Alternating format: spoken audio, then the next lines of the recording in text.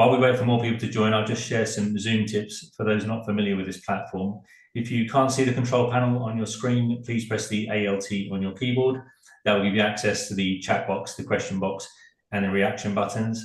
We do enjoy seeing your reactions, so please feel free to applaud or hit the thumbs up whenever you hear something that strikes a chord with you.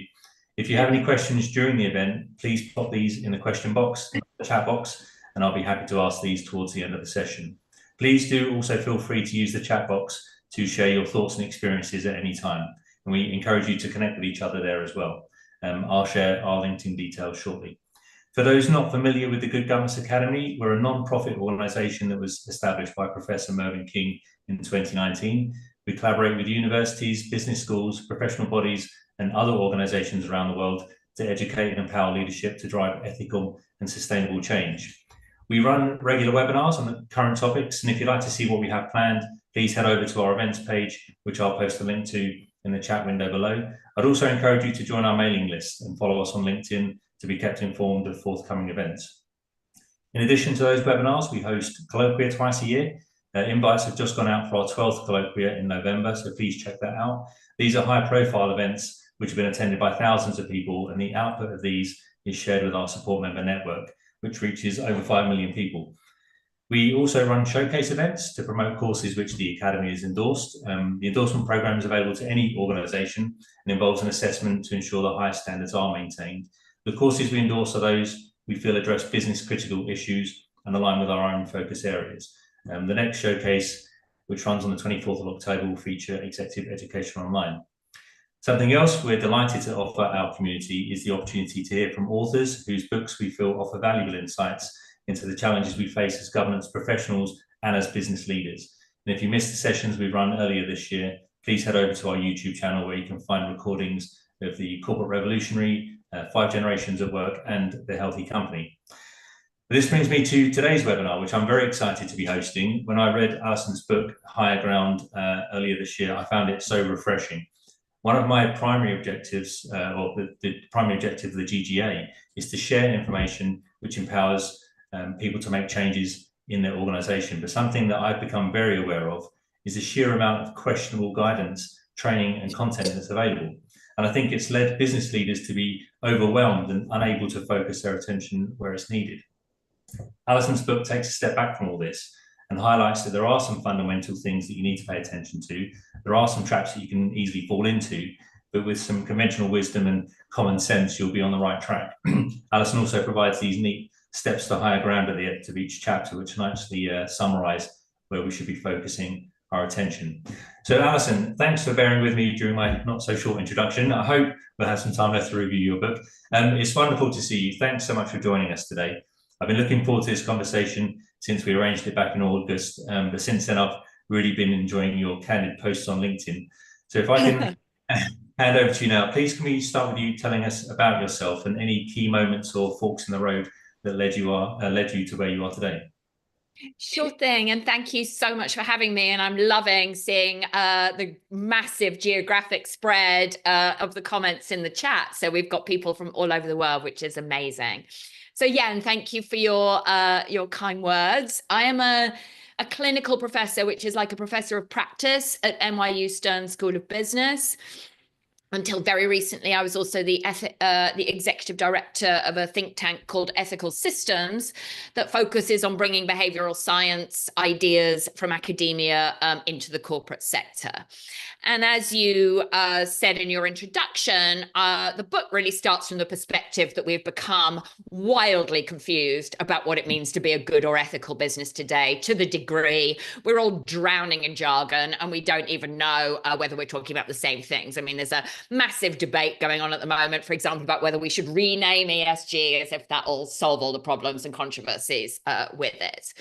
And I suppose the background to the book is partly about my career. I Spent 12 years working in corporate investigations. Actually, I worked in sub-Saharan Africa for a very big chunk of this. So in the early 2000s, did a lot of work on corruption, political risk, really got interested in the question of how Western multinationals operate in countries that we used to think of as high-risk emerging markets. Though these days, the United States is probably the highest risk emerging market out there. We're not really enjoying the run-up to the election right now, and doesn't seem to be going in a very good direction. But it used to be that we would say these things about countries in Africa. Now I don't think we've got a leg to stand on. Anyway, in that role, I spent a lot of time working with lawyers and bankers and compliance officers about regulatory risk, about corruption, about money laundering, terrorist financing, political risk, very sort of high stakes things. And it was always the legal teams and the financial teams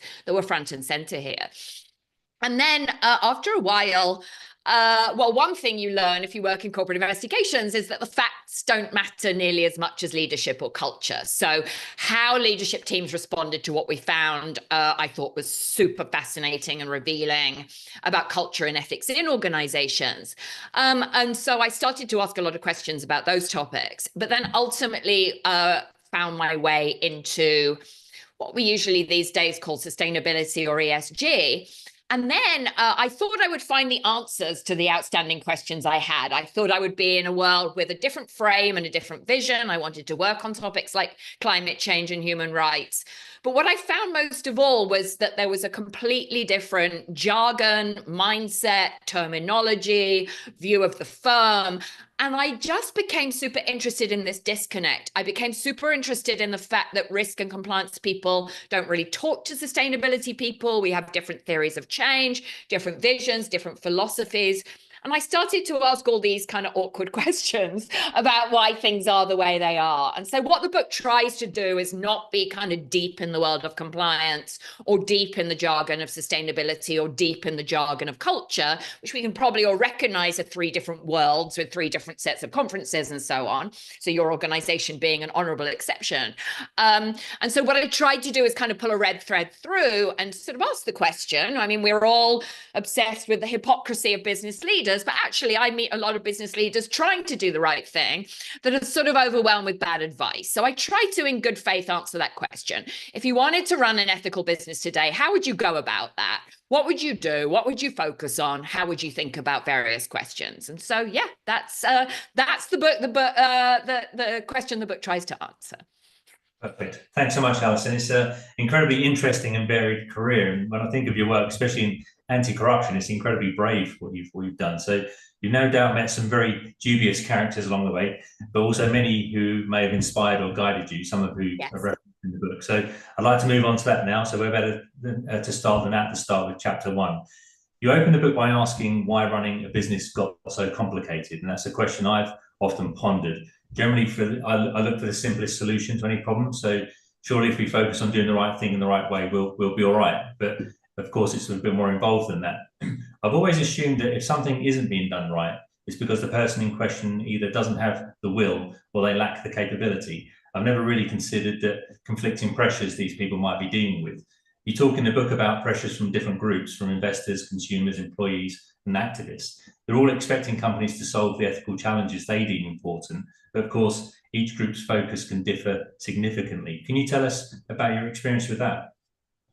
Yeah, so maybe, just to kind of take a step back, and, the conversation is obviously different in a country like South Africa, but in the US and maybe globally, we had this consensus from, let's say, the end of the Cold War until pretty recently that the focus of business is to maximize shareholder value. You just maximize shareholder value. You don't break the law. We all know that Milton Friedman kind of came up with these ideas.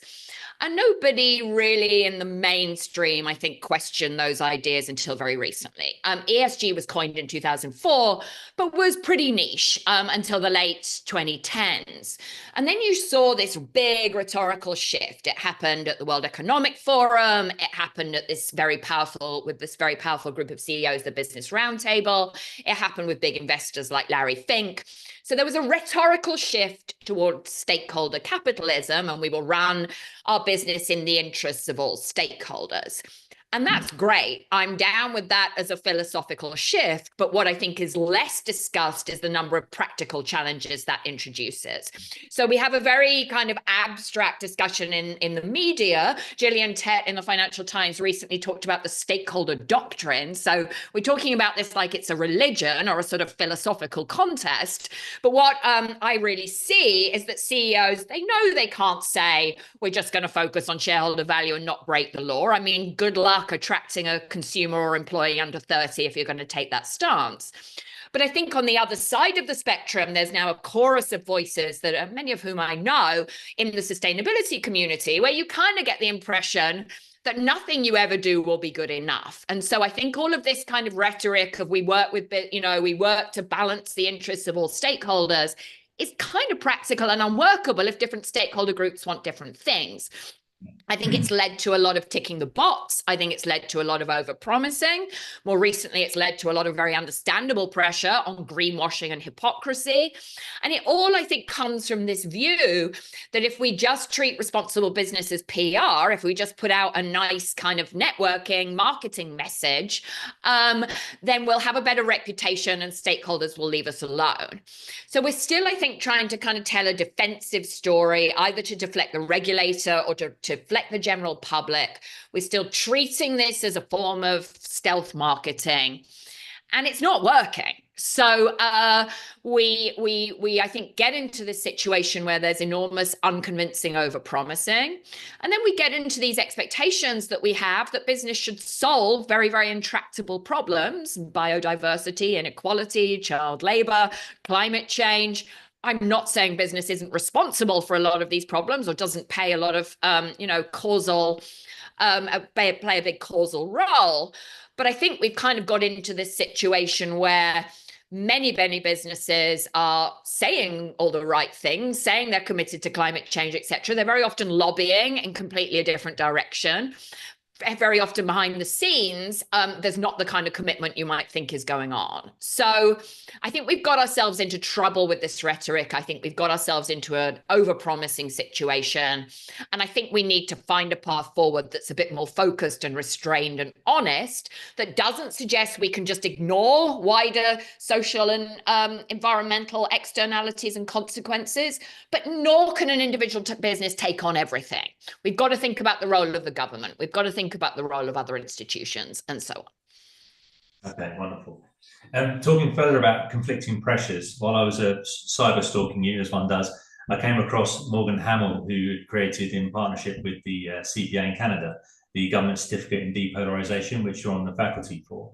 Now, I've not seen anything like that before, so I got in touch and she graciously spent some time on the phone with me talking about her ethical clothing company and how experiences that company highlighted how difficult it is to operate a business that claims to be ethical, who wants to be ethical, and yet still doesn't keep everyone happy all the time. And it made me realize that just doing the right thing isn't enough, because my view of what's right might not be the same as yours. And even if we have ethical lenses, we want things, we've got different perspectives to consider. So Morgan explained that her inability to keep spinning these plates led her to make the heartbreaking decision to close that business. But she does now use that experience to help guide other companies through their ethical challenges. And I'd encourage people to check out her TED Talks and other interviews to hear more about depolarization. I'll share some links in the chat below. But going back to what I mentioned before about my view of people not doing the right things being simply because there's no will or no skill, after speaking to Morgan, I realized that I and probably many others may have not have been fair to those leaders that we criticize for making decisions that we view as wrong or even crazy, without really understanding how they arrived at those decisions. So as someone who's spent many hours consulting with people in power, do you believe that we as a society, as employees, as activists, are too quick to judge those in power? And do you think there's more that they can do or that we can do to appreciate why certain decisions are being made?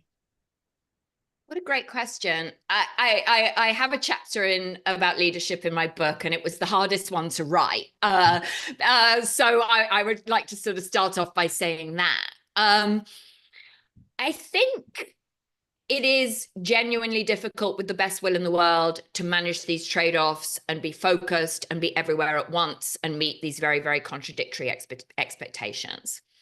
That said, I still see a lot of people at the top of businesses who feel impelled, for whatever reason, to project confidence about everything. I think there's this fascinating paradox where, you know, we talk about the long term a lot in sustainable business. We don't even know what's going to happen in the short term. I mean, we've never been in a more disruptive and turbulent world.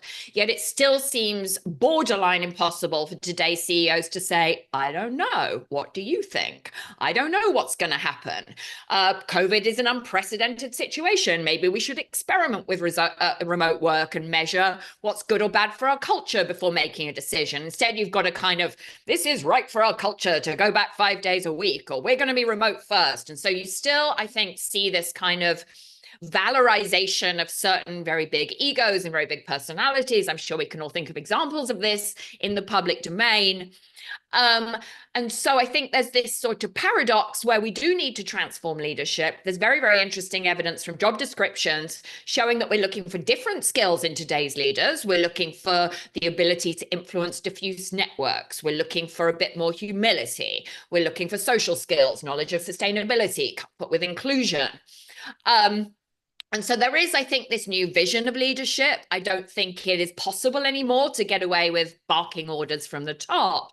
But at the same time, we've put today's CEOs there because they are overconfident and risk-taking and able to kind of provide this vision.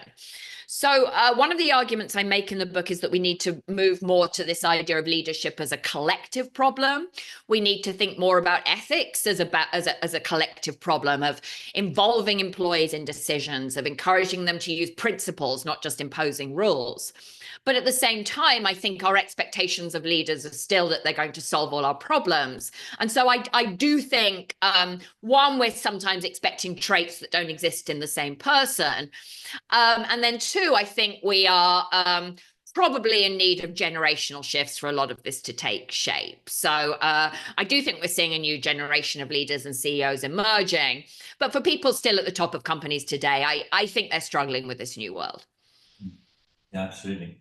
In a recent interview with Strategy in Business, you mentioned that if you're trying to run a company, you're caught between two visions. You've got Friedman's shareholder value focus on one side and the pro ESG, everything everywhere all at once, neither of which are feasible. You said that many business leaders feel trapped. If we could do one thing to help them, and by we, I mean, you know, groups we've mentioned, investors, employees, etc., what would it be? I mean, I think we've got to get clear on where we would like them to focus. I mean, to go more into the ESG conversation, I don't think we are clear in the responsible business community. Are we looking for companies to meet the floor on a broad range of issues, in which case something like a regulated ESG reporting regime might work? Are we trying to get them to be more ethical and clean up their messes and take care of their impact? In which case, it's pretty fascinating how much people in ESG like to say that the conversation has nothing to do with ethics and all about strategic advantage. Or are we hoping that they will focus on particular material topics to drive strategic advantage, in which case there's a trade-off with the kind of breadth and tick box compliance reporting we need. So I don't think we're clear whether we're trying to raise the floor, drive strategic advantage, whether we'd like companies to focus on one thing or cover all bases, whether we're trying to penalize irresponsibility or kind of solve the climate crisis. I don't think we're clear what we're doing. And so the reaction is this sort of tick box over promising, this laundry list of all the wonderful stuff they're doing. It's not convincing. I think all of this became clear to me when Patagonia handed over ownership of its business to a non-profit foundation. Now, Patagonia, as we all know, is this big sustainability poster child. When I ask my students to name a responsible business, and they all put their hands up, and then I say, you're not allowed to say Patagonia, and they all put their hands down. I mean, it's fascinating in itself. I think that no one can think of anyone else very easily. But Patagonia handed over ownership of its business to a charity. And on my social media feed, at least, it took a few hours before people started saying, well, employees haven't even got a stake, and the business model's still based on plastic, and this is just about tax avoidance. And so if even Patagonia can't get away with doing something without everybody attacking them, then what hope does everybody else have? I mean, a final thing is, we have this notion, I think, in the responsible business world that we're trying to sort good from bad businesses, clean from dirty businesses. That's playing out very badly because arguably, right, what we need to do is get the dirty businesses to clean up. So in that case, ESG ratings might be counterproductive. So I think there are all these kind of nuances and complexities that are now coming to the fore with the messaging that we're putting out there. I think we need to be a bit more restrained and thoughtful and realistic, and try to come up with a coherent view of what we think a leader should be doing, rather than yelling at them about everything under the sun. Yeah, no. Going back to shareholders and the investor community, and this is personally where I see there's significant challenges, but also some great opportunities for ethics. If I'm take a moment to go back in our own history, the history of the GGA, to when Professor King was first asked to create the King Code of Corporate Governance. The Cadbury report in the UK, the first corporate governance code in the world, had not long been released, and that focused on shareholder primacy. The South African Institute of Directors asked Professor King, following Mandela's election that year, this is 94, to create something similar here in order to support the movement of South Africa to become a country of equal opportunity. With Mr. Mandela's blessing, Professor King agreed that there were two conditions, and the first was that it must focus on the needs, interests, and expectations of major stakeholders, not shareholders. And despite Professor King being a judge, he was the youngest ever in South Africa, he was adamant the code should not be legislated. His fear that it would become a mindless tick box exercise. Right. And his hope was that the code would be enforced through peer pressure and organisations wanting to be seen as good corporate citizens. So since then, there's been a global acceptance of that view, and we've seen a shift away from pure shareholder focus in terms of governance. But it still seems to me that the investor community are the puppet masters, with the ability, just with their sentiment, if not their actual investments, to drive certain behaviours in our leadership. So with integrated reporting and sustainability reporting, we're considering a lot more information in the company financials. But here again, there's some confusion or maybe disillusionment, because ethics and sustainability measures such as ESG, they're really becoming risk calculations rather than a means to measure an organisation's intrinsic value. So I'm keen to hear what your views are on the investor community and the impact that they have on driving certain behaviours in our leadership. Well, there's so much to say about this, right? I mean, I think the first thing is, if we look at the state of the oil industry right now, what investors might say they prioritize and how they're actually behaving are somewhat mixed messages. I think the second thing we might talk about is ESG reporting. I tend to take the position that we are dramatically overestimating the degree to which even a very well-informed investor, let alone an average stakeholder or member of the public, can evaluate corporate performance on ESG issues based solely on these disclosures. You hear a lot of, if we can just get these regimes aligned, we can have apples to apples comparisons, then everything will be solved. And I would kind of make the point, if you're trying to compare, let's say, the water use of Pepsi versus Coca-Cola, which you would think that's an apples to apples comparison. One, they have very different business models. And then two, what water are we even talking about? Are we talking about the water in the bottle of Coke? Are we talking about the water in the transportation process? Are we talking about the water used to grow the sugar, etc.? So I think there's a big focus on these reporting regimes and alignment and consistency, but I'm not sure it's going to be the silver bullet that many people think it is. Then we've obviously got the question about short-term versus long-term and the pressure on quarterly reporting. And it seems to me that many corporations these days are basically involved in financial engineering as much as anything else. Weighing against all that, we've got this conversation about the universal owner thesis. So if you are a company like BlackRock, if you are one of these enormous asset management companies, the argument goes, you're exposed to the whole economy. So even if you might be able to make a lot of money betting on Exxon, if you're also invested in Walmart or Costco or something like that, you are exposed if, the operations flood. You are exposed to the consequences of climate change and inequality and that kind of thing. So there is an argument that with a big enough, broad enough investment portfolio, you start to become more pro-social. You start to have an interest in topics like climate change and democracy. I think the evidence on that is certainly mixed. That I think is an interesting kind of counter to what's going on here. And then the final thing I would say is we tend to talk about investors as if they're monolithic. We talk about them as if they're all kind of Carl Icahn or Bill Ackman. But the reality is you and I are investors. If you've got a pension, you are also an investor. So different investors have differentiated views. And one thing I think you can do if you're running a company today is choose your investors. Choose investors that are more long-term, that are more responsible, that are going to be involved in your decisions to kind of prepare your company to survive and thrive over the long term. You don't have to work with a load of hedge funds. I mean, Paul Polman is famous for a reason because he stopped quarterly reporting right after he took over Unilever. And think of a company like Amazon that has said for its whole history, we are going to think long term, do not expect to pay off immediately. So I think corporations tend to be like, oh, it's just what investors want. I think you've got a little bit more power to influence this than you might think. Yeah.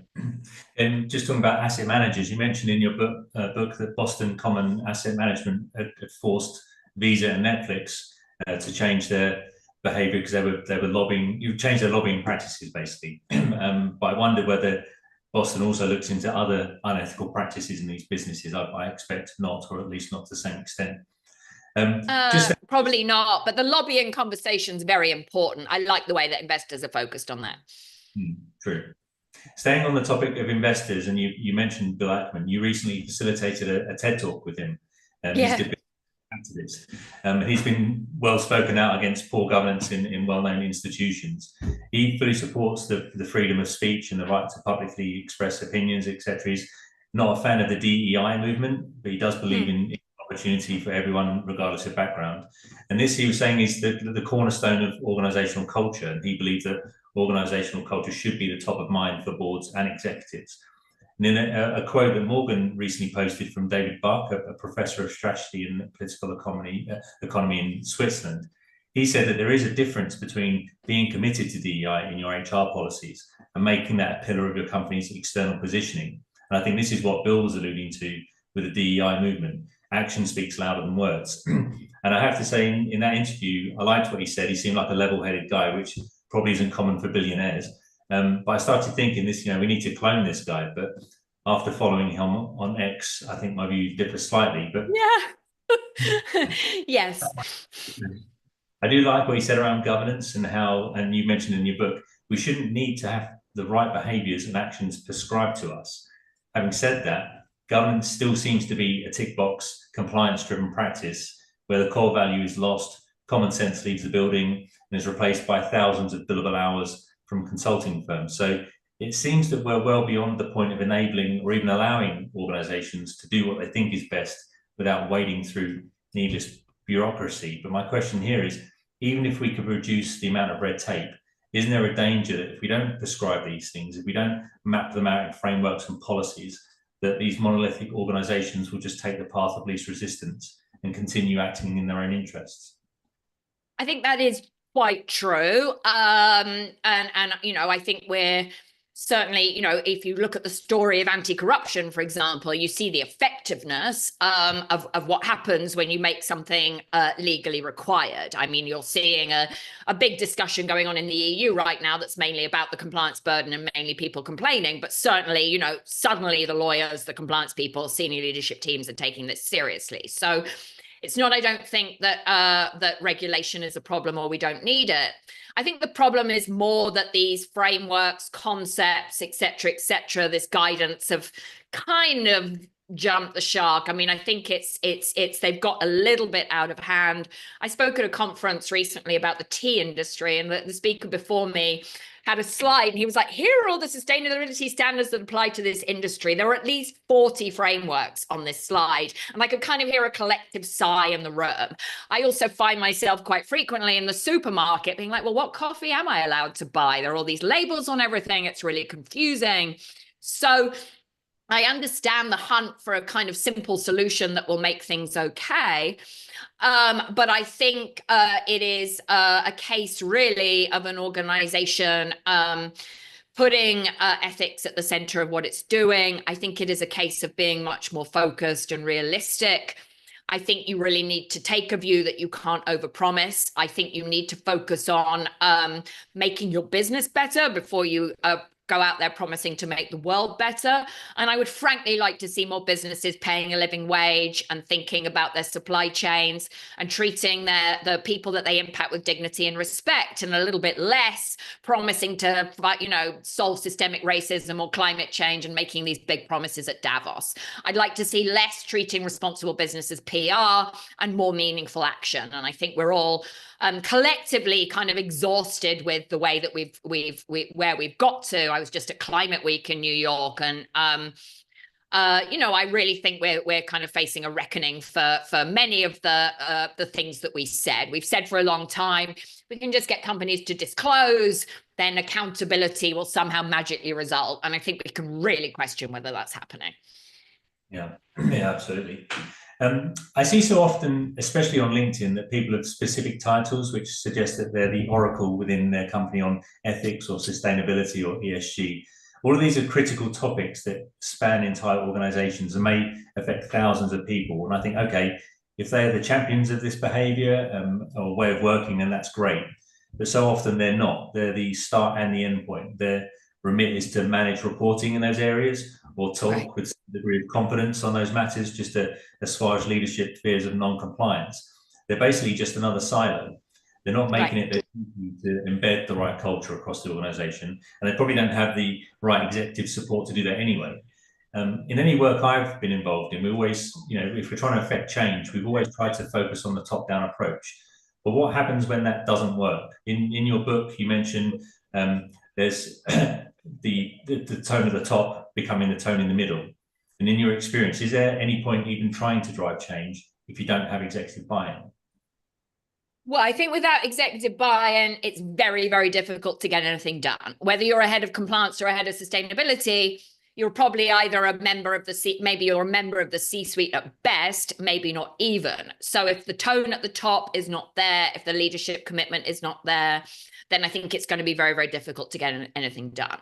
But as you just said, even if the tone at the top and the commitment is there, I think we are making a mistake in thinking we can treat responsible business like a CRM rollout, that we can kind of cascade it down from the top. We set goals, we set objectives, we sit back and, wait for it all to happen. Not least because very often it's the people, the more junior people in the organization that are more knowledgeable and passionate about these topics. And then I think, what you really need to do, of course, is to build ethical and sustainable considerations into incentives, into structures, into the core of the business. And I think you're exactly right. Both compliance and sustainability tend to sit on the sidelines, and that kind of siloed approach that then leaders think they can delegate these problems to a chief of someone and forget about them. It's not working.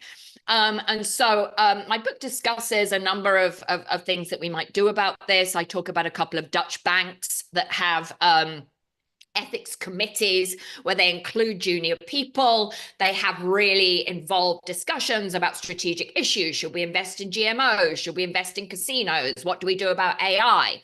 And they bring the questions to the table and debate them and set principles, thinking about the mission and ideas of the business. So I think that's the kind of thing we need. What we keep doing is imposing rules. Don't do this, don't do that, sign this process, sign this agreement. That's becoming more and more of a problem, not least because the law is becoming more and more complex and in fact globally inconsistent. And cognitively, people can't handle those many rules, even if they think the rules are fair and aren't inclined to break them. So, I think that's part of the problem.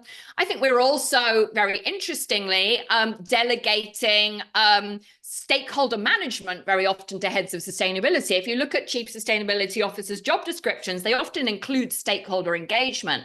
I find that really interesting because I think we're saying implicitly that the rest of the business can carry on thinking about shareholders because we've delegated stakeholder conversations to some usually quite powerless and underfunded part of the business. So I think that's very revealing.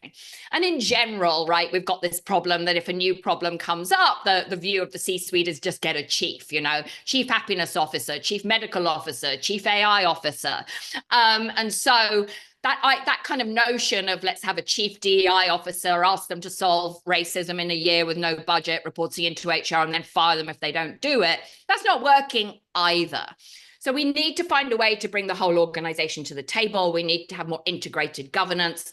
Very, very hard to do that, I think, without diluting accountability. So I have a go at these conversations in the book, but I think there's a lot more to say and work on there, quite honestly. I think I tried to put suggestions out there, but I think we need to collectively come up with some better solutions for these problems.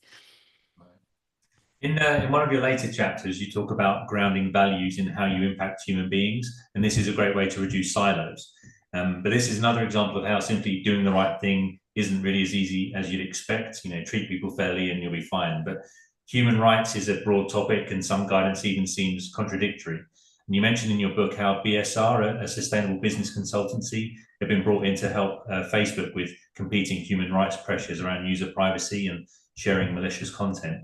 You also talk about how companies are making great progress here, such as Diageo, who have made their entire executive team responsible for human rights, and they look at impact before risk when prioritizing focus areas. Could you talk to us more about that? Yeah, I mean, maybe where I should start answering this question is when I tell people, I don't know if you have this experience as well, Mark, when I tell people I work on questions of ethical business, I mean, the most common response is, oh, well, isn't that an oxymoron? Or they need all the help they can get. But then people also say, well, values, ethics, no one agrees. Different people have different beliefs. The world's very polarized and divided, all of which is true. And I think there is this kind of question of, how do you operate globally? If you're a Danish company, do you say we've got Danish values everywhere? Well, that's not going to work, What do you do with your LGBTQ employees in Saudi Arabia? So we do have this issue of what values mean in this world that's really geopolitically fraught and contested. I make the argument fairly strongly that I believe the best place to ground your ethical principles today is in human rights frameworks. I think we've discussed already, focusing on the law and legal compliance isn't going to cut it. I think we've discussed already the challenges with trying to set coherent ESG goals. I like human rights because they're non-partisan. I like human rights because I think it's incontestable that nobody wants to have values that they do not share imposed on them. You're right that human rights can contradict each other, but there is a body of law considering these trade-offs. And then I think, human beings need to be treated with dignity and respect. We all care deeply about fairness. And so when people say to me, well, nobody agrees on all these questions, and, this is a raging issue in the US where we're so polarized and we really dislike each other, then I say, well, okay, but is it really true that we are that divided on values? Is it really true that anyone thinks it's okay that the rail company Norfolk Southern lobbied against safety regulations and then flooded a town in Ohio with toxic chemicals? Is it really okay that McKinsey's just been fined nearly $800 million for working for both the regulator and an opioid manufacturer at the same time? Is it okay that Merck, the car company, has just paid another fine of, I think, $168 million for having its customers arrested for saying they're stealing cars that they're not in fact stealing? Is it okay that Amazon made warehouse workers work around a dead body all day? I don't think anybody of any political persuasion thinks any of that is okay. So we can all sit there and suck our teeth and say values are contested, and I'm not saying that's wrong. But actually, I think all of the examples I just shared stem from companies not treating human beings with dignity and respect. So in some ways, it is that simple. True. Going back to chapter 3, you take us through how aiming to be a responsible business can become a tangle of traps. And you talked about how zero tolerance is a catch-all that doesn't necessarily catch all. Balancing stakeholder needs, as we've discussed, is fine, but you can't please everyone all the time. What surprised me, although it makes total sense now, is that being transparent opens you up to unfair scrutiny. And it seems if you keep your head down and fly under the radar, no one's going to notice you. But if you come out with some bold social environmental claim that may well be true and fair, you're kind of painting a target on your back that the activists quickly pay attention to, not for the right reasons. So is this a result of kind of lazy activism, picking on the peacocks, or is it an odd form of raising awareness to drive more change? Yeah, so my personal favorite chapter in the book is the chapter on transparency, because I did try to say something counterintuitive. And we do have in ESG the idea that if we just get everyone to report, then problems will magically get solved, though we never quite describe how that's going to happen. We've also said, of course, to businesses, just, set a strategy and set sustainability targets and think about all your stakeholders and you'll have a better reputation. It's in fact not true. So if you look at what activist campaigns, if you look at what activists are doing and saying, you will see very clear evidence that NGO activists target the best performers and the worst performers. Yes, they target the ExxonMobils for obvious reasons, but they also do target leading companies like Unilever and Starbucks and Patagonia. That's not necessarily because they're lazy, though some of them are, but what they're trying to do is move practice in a whole sector. And if you can target and get a leader to move, everyone else will be under pressure to move. So activist targets corporate undermining of labor unions is the norm in America. Starbucks is far from alone. Starbucks is objectively one of the best performers in the restaurant sector in terms of not just sustainability, but employee benefits and how it treats employees in general. So we could say that the campaign against Starbucks is somewhat unfair, but if you get Starbucks to move, then the Dunkin' Donuts and these other coffee chains are also under pressure. So it makes total strategic sense to do this. The problem is if we're telling corporate leaders, just have a nice strategy and a glossy report and everything will be okay, that's actually not true. So we need to be more realistic. I mean, I think we've gone out there telling CEOs, just do this, do this, do this, and everything will be great. One of the reasons everyone's not doing it is that it's far harder than it looks. And a lot of the things we've said are in fact not true and not convincing. Sure. In chapter 9, you look at rethinking ethical cultures. And I'd like to open here with a quote. You said that if your company is heading for an ethics scandal, this will frequently show up in its culture long before the problem is discovered. The issue isn't that the signs aren't visible, it's that no one is looking. And in 2015, you conducted a study with experts. They agreed that unethical cultures have much in common. There's an urge to seek market dominance at any cost. Do you think there's value in boards requiring management to conduct regular culture assessments with the aim of highlighting these damaging behaviours before they make the newspapers? Yeah, I mean, I think if you could nail the culture assessment challenge, you'd also, as an investor, make unbelievable amounts of money. We all know that that 70% of M&A deals fail, for example, for culture reasons. We also know that now we're in this very transparent, social media-driven environment. The internal culture is on full display as never before. Think about the aftermath of Elon Musk acquiring Twitter. We saw this blow-by-blow account of what's going on. We see all these leaks. We see employees filming themselves being laid off and putting it on TikTok. So culture's always been a source of strategic advantage, and these days more than ever. I think the problem is it's very easy to think culture's sort of fuzzy and vague, and what is it anyway, and how do you measure it? Much easier to measure a compliance program or training, how many people completed the training. So I think people naturally default to these things that are easier to measure. And then I think there's a tendency to sort of have employee engagement surveys and then be like, we've got a score of 90% and everyone loves working here, which is another way of treating culture as PR. So I think you've got to, yes, I certainly would agree that you should measure your culture and your ethical culture specifically very rigorously. There's actually a page on the Ethical Systems website with all the most credible cultural assessment tools that we think are out there, so people can look at those and explore those tools. I think, again, we need to kind of experiment. We need to use behavioral science. We need to be willing to say we don't know. We're going to try things. So I think there's a lot of advantage in taking culture more seriously. And these efforts are really nascent, quite honestly, at the moment. Why do you think more CEOs and executives and boards are not putting more effort into doing these cultural assessments? It's a really good question. I think, again, we're very, very used to thinking about all this stuff as being about defending corporate value. So we set up a compliance program. We have rules, policies, procedures, whistleblowing lines, and the regulator will leave us alone. We put out a glossy sustainability report and we'll have a nice ESG rating and the investors will leave us alone.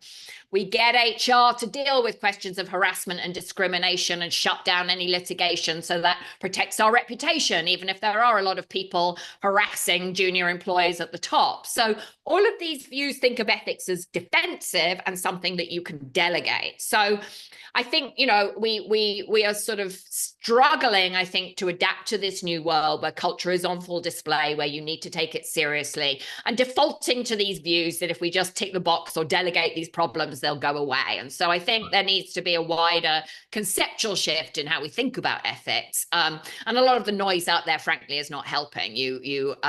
If even with the best will in the world, if you try to follow a lot of this guidance, you get into a lot of trouble. Also in that chapter, you explained that culture can't be corrected simply by replacing the CEO. And you mentioned the Wells Fargo example where they replaced their CEO 4 times after their fake account scandal. Yeah. Boeing replaced their CEO 3 times following the grounding of the 737. And I wonder if this also holds true for the board, you know, whether it can change culture, because we've seen here in South Africa what a difference a capable board makes. And we had a reshuffle national power utility, where Nteto Nyati was brought in as a chair. And ever since then, they've made changes and we've enjoyed the longest period of continuous power in years. So I heard, yeah. So I wonder if we're placing enough focus on board composition. It seems that we're busy searching for new solutions, and a growing army of practitioners and consultants are trying to wow us with rehashed practices and frameworks and brand new buzz phrases. And I know Climate Week has been birthing a few more of those. So should we, you know, taking on board what we discussed about culture and tone at the top, should we start with the board? Sure. I mean, I think I had a professor a long time ago who would say you don't change culture by trying to change culture. I've been talking to a mining company that's trying to recover from being involved in 2 disasters within 5 years. And they're sort of asking, how could this have happened? How could the people on the site not have flagged this? And they are really trying to transform their company from the inside out. And it has frankly involved getting rid of a lot of people at the top. So I think we focus a lot in the board discussion on, you know, recently it's been, have we got enough women on the board? Have we got enough people of color on the board? Well, just putting people of certain types in the room is not any guarantee that the conversation is going to get better. Boards are conformist. I have this quote in my book from Nell Minogue about, and she talked about a board member at Enron. And so after the Enron scandal came to light, and someone was like, well, why didn't you say anything? And the board member was like, well, no one else said anything. And so I think part of the reason is we've got these people that are very, very socially adept, very, very good at handling office politics, very good at getting promoted, very good at saying the right thing. Get a load of those people at the top, you're not going to have a good debate. You're not going to kick the risks around. You're not going to, you know, really have psychological safety in the room. You're just going to get a lot of people kind of herding together and being very, very risk averse. And I think we're seeing a lot of that going on. And that's going on despite increasing kind of diversity in other areas. So I think there is a need for board accountability, but I think there is maybe a need to kind of reconfigure what we even expect from a board. I think we need long-term stewardship, not maybe risks and risk focus and rules and controls. And then we also need to think obviously about the relationship between the board and the C-suite. Very often these are the CEO's friends. Very often everyone's still playing golf together and that kind of thing. So this stuff is very, very cozy and we need more meaningful accountability. Right. This is my final question now, but it might take a little while to go through. I mentioned at the start of our chat that one of the things I loved about your book is the number of references to organizations who are getting it right. And generally, it's the bad guys that make the headlines. And while we can certainly learn from their mistakes, hearing how people have got it right is far more inspiring and I think more likely to drive change. So do you have some standout examples you can share with us, the organizations or people who haven't just said it, they've actually done it? Yeah, I mean, I somewhat resist this question because people are always asking me, you know, who's doing a good job, who's a good company, and kind of going back to that Patagonia discussion. I don't think anybody is getting everything right. And then I think even more inconveniently, very often the companies with leading practices are the companies at the edge of a problem. So I'll give you an example. If I want to find a really deep human rights expert, I will probably go to a mining company. Mining companies have enormous human rights impacts. They have to take community relations seriously. They hire PhD anthropologists. You know, they have deep expertise in this area. Who Who has the worst reputation for human rights? Mining companies. We talked about tech companies, also at the leading edge of a lot of human rights efforts. That's because they have massively consequential social impacts because of their technology. If you want to find leading supply chain practices, you really ought to look at food and apparel companies. Who's got the worst reputation on supply chain? Food and apparel companies. So I tend to think you need to look at specific practices rather than whole companies. And I hesitate to name companies because if you do, it's 1 second later before people start saying, well, what about this and what about that and what about this and that thing that they have done. Sure. That all said, I do have a lot of good examples in the book of what I think are good practices. I start and close the book with the example of Chobani. It's an American yogurt company. It's privately owned, so its life is somewhat easier. It has employee ownership, which I think, by the way, is a really, really good idea. But it also is laser focused on the US food system, including really intractable problems like undocumented workers. And even more impressively, it's managed to hire refugees into really, really Republican parts of the country without suffering the kind of social media backlash you might imagine is going on in America today. So again, I think this comes back to its culture. It's treating workers with dignity and respect. It's been careful in its hiring. It's been careful in its goals and mission. It doesn't feel the need to speak up on every challenge out there. And I think it's getting a lot right. Not to say we can't find problems with this or any other company. So I think this hunt for good companies is somewhat misguided, but we can learn a lot from specific practices that are very, very often at the edge. It's very, very often not the people that we hear about at sustainability conferences putting out their nice PR messages. It's very often the people in the trenches at the front line of a really big controversy that we have the most to learn from. I'm thinking about writing another book actually about this because I think there's a lot in here. Look at that. So you mentioned the mining companies there, and Rio Tinto was in your book, and they were a company that had undergone a culture audit of over 10,000 employees, which I thought was really interesting. But one thing that stood out was the CEO of Vale, a Brazilian mining company, where he said that his legacy would not be a new mine or a railroad; it would be a company with a new culture, which I thought was really powerful coming, from a mining company. That was wonderful to see. We do have some questions. Sure. If we can move to those now. I've not been keeping an eye on these. I've been too busy in conversation. But we've got a question here. What role should long-term investors play in helping short-term C-suite get through the valley of death on reallocating capital budgeting from dirty to less dirty, clean business segments, methods, value proposition, etc.? What a wonderful question. I don't know. I think it really kind of depends where the education process is going, or which direction. I certainly think a long-term investor, like a pension fund, like a big asset manager, can really help a company, but those investors need to figure out where they would like those companies to focus. Those investors need to ask rather more difficult questions about internal governance and priorities and innovation, and not just look for ticking the box on ESG scores. So that's kind of one thing. If you would like a company to focus on regenerative agriculture, for example, that's a big investment and it's going to take a long time to pay off. So you need to really understand what that business is doing on capital allocation. You need to make sure that it has a kind of focused and realistic strategy. I've also heard about the education going the other way. So a company really helping to educate, big investors. There's still very typically, it will be the stewardship team that's really cares about ESG issues, and then the main kind of traders still don't. You've got to have a kind of more coherent approach there. You've got to, I think, help investors understand what to look at and what to focus on. And so I think there is an education process that needs to go both ways, but without long-term investors really supporting these things, a lot of companies are going to struggle, because as the question asked, a lot of these things are quite significant costs in the short term. And so to get through that initial phase is proving very, very difficult for many CEOs. I think partly because they're putting out over convenient win-win messaging, but it's also partly because investors are not fully on board. Right. Okay. Thanks. Another question here is, they say, Alison, you've no doubt a great deal has happened in the world since you finished writing your book. Have the events of 2024 in any way changed your views?